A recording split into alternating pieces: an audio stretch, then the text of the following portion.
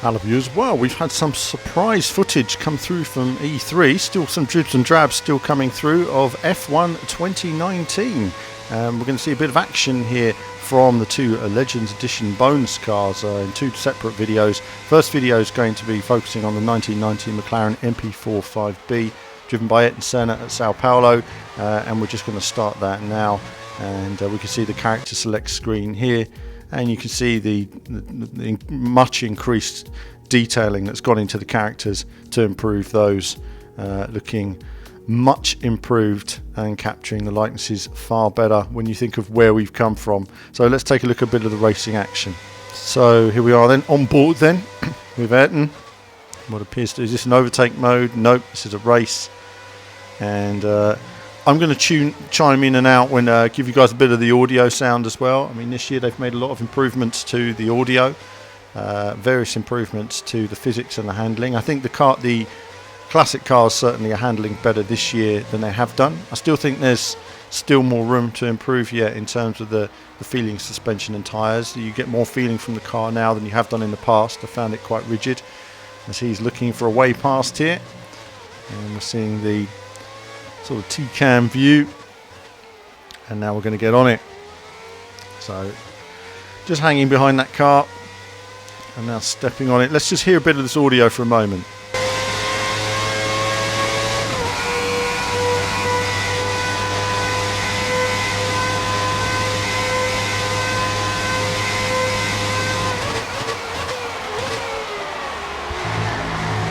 The wonderful sound of Formula One in 1990, the early 90s. What a sound it was as well. I think these cars sounded tremendous, you know, right through till 97. They all sounded so. I mean, actually, you know, I mean, we had V10s, didn't we, up in 98? And I remember going along and seeing the cars and just, you know, when you had sort of two or three of them go past you at the same time, you felt like your ears, I remember someone saying you felt like your ears were bleeding. And I say they were so loud. They were quite punishing, actually. When it was a cold and windy day, which it invariably was at some of these racetracks, you really did feel beaten up at the end of the day with these cars being so loud.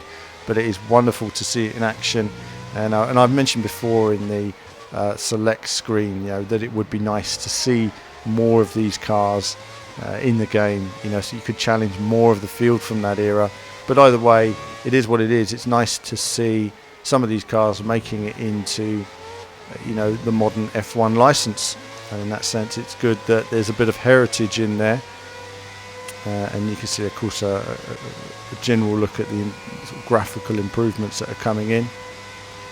More so in many ways. I mean, there's a lot more detail I found really on the internals of the car, really, rather than the external. I think with the 2019 cars, you've got those, a lot of improvements to the tyres which really stand out as well. I'm going to look at that because I believe we may have some racing content. Just to look at the replays, obviously it's nice to see the various TV replays. I can imagine on board lots of people doing video edits now, but using VHS style you know, interference to make it seem more authentic, which you can't always do when you're on board with Senna.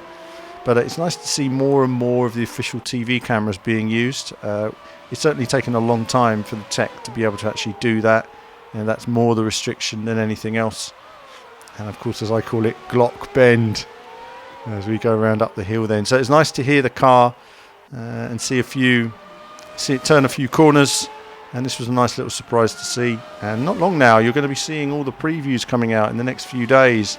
Lots of people getting hold of the game. It's showing on Twitter, so it's not going to be long till people have got their hands on. And no doubt we'll have some more content to come on it as well. Do let me know what kind of cars and tracks you'd like to see, what kind of content you'd like to see on the game.